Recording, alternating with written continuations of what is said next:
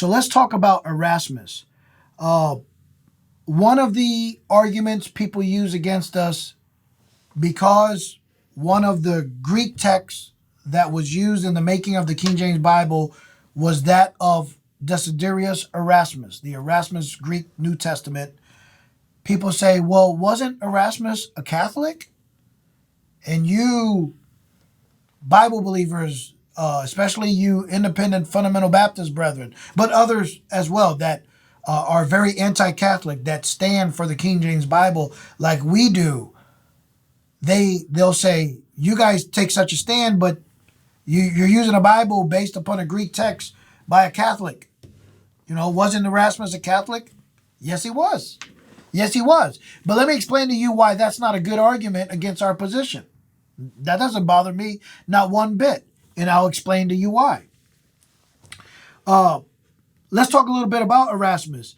There was an old saying going on back in the Protestant Reformation era that said, quote, Erasmus laid the egg that Luther hatched.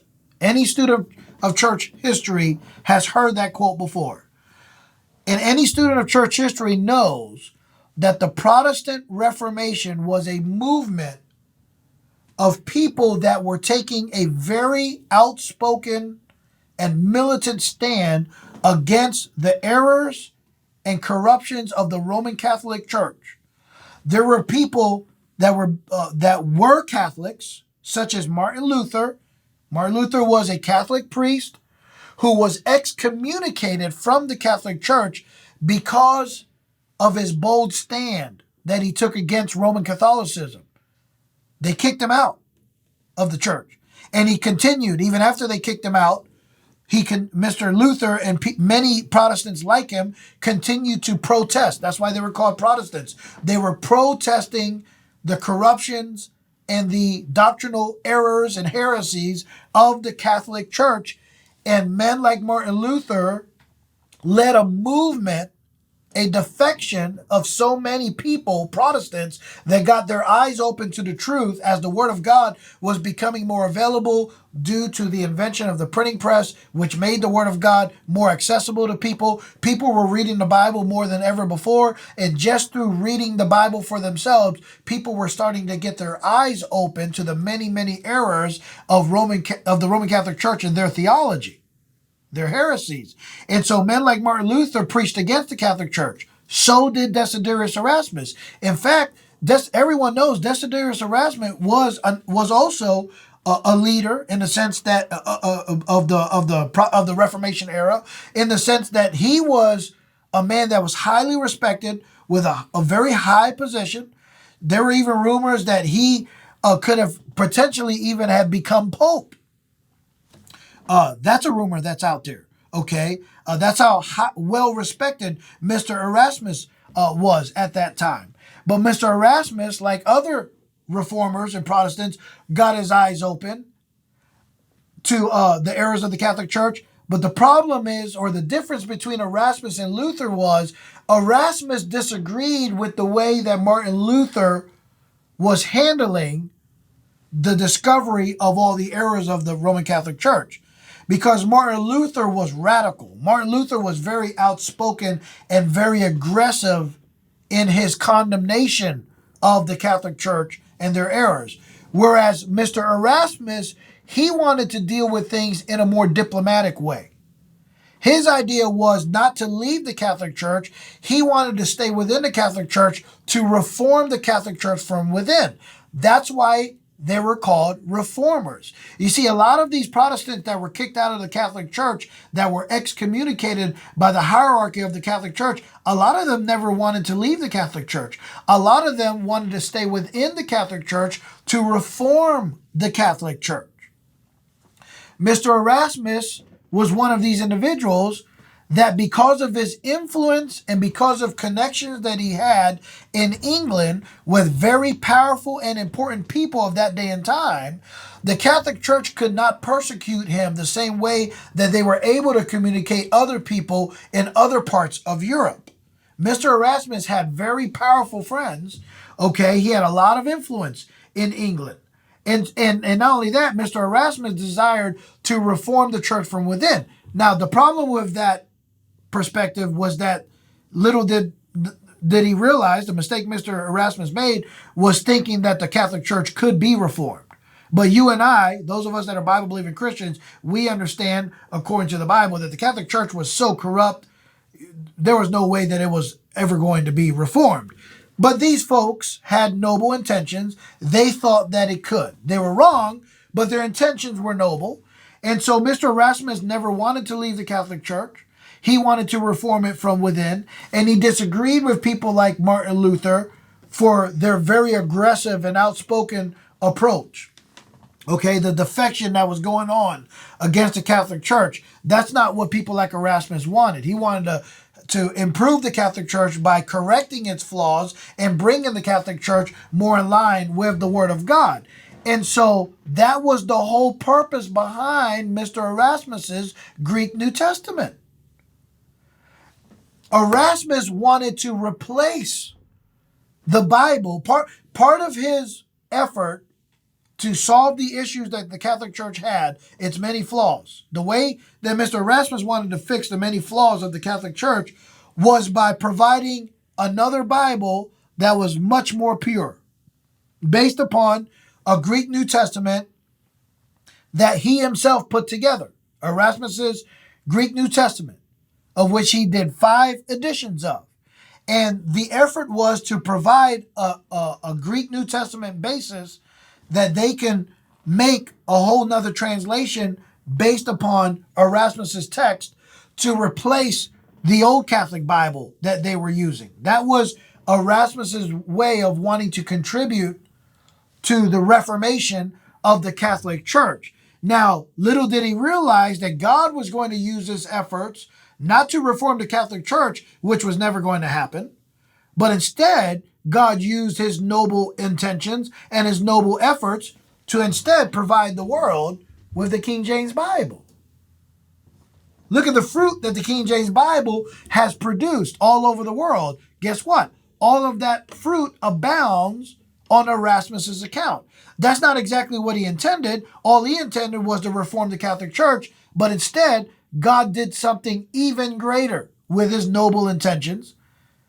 His Greek New Testament was used by the King James translators, along with many other resources, to bring us the King James Bible. So Erasmus was greatly used of the Lord, although he had one thing in mind, but God had something else in mind altogether.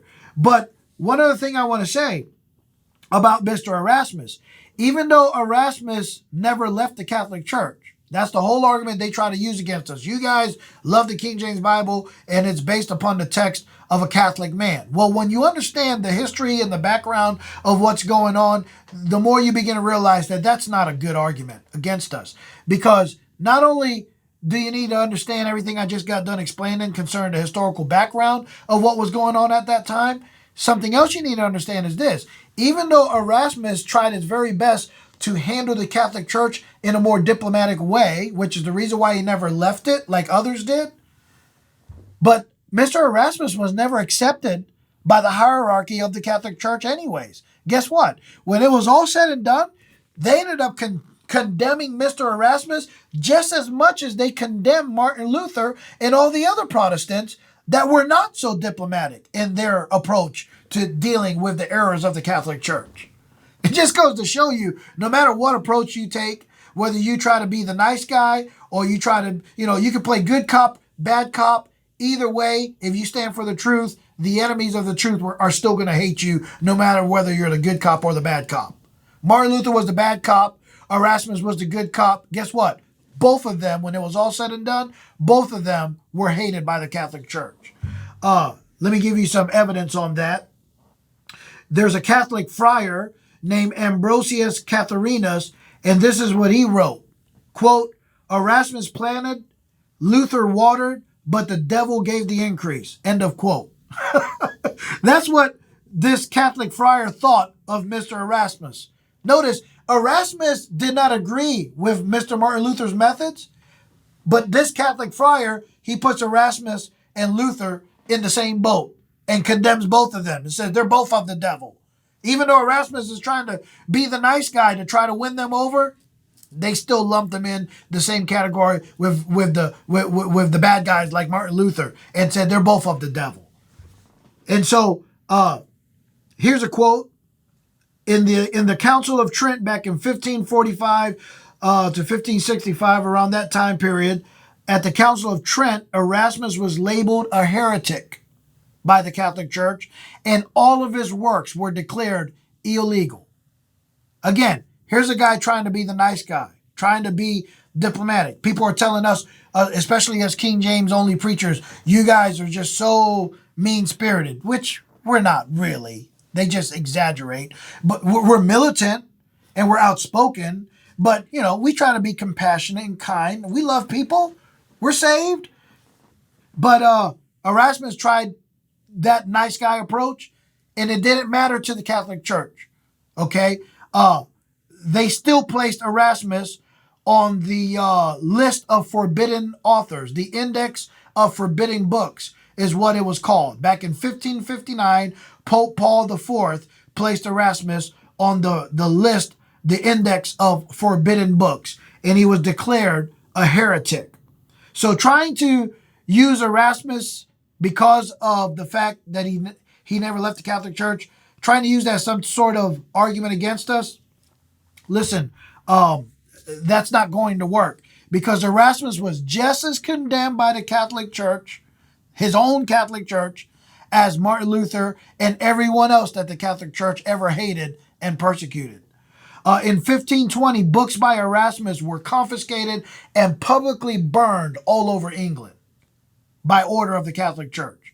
On July 1st, 1523, 2 men in Brussels, Belgium, were burned to death by the Catholic inquisitors just for being friends with Erasmus. The Catholic Church, listen, if you're going to try to use Erasmus as any kind of argument against us to try to, make us look like we're siding with the Catholic Church, that argument is not going to fly when you know a little bit of history of what really happened. Listen, friends, just for being a friend of Erasmus, you could be burned at the stake, as a couple folks were back on July 1st, 1523 in Brussels. Emperor Charles V in 1535 proclaimed it an offense punishable by death for any of Erasmus's books to be used in schools. Emperor Charles V in 1535 made it illegal for anything written by Erasmus to be used in the schools. So I'm just trying to explain to you that those that would try to use Erasmus and his Catholic background as some sort of argument against our position for the King James Bible, it's not going to work. Not when you understand what was really going on in the historical background and not when you understand how God used Erasmus despite his own perspectives and intentions. God did use Erasmus in a mighty way to give us the most anti-Catholic book ever invented, the King James Bible. God bless.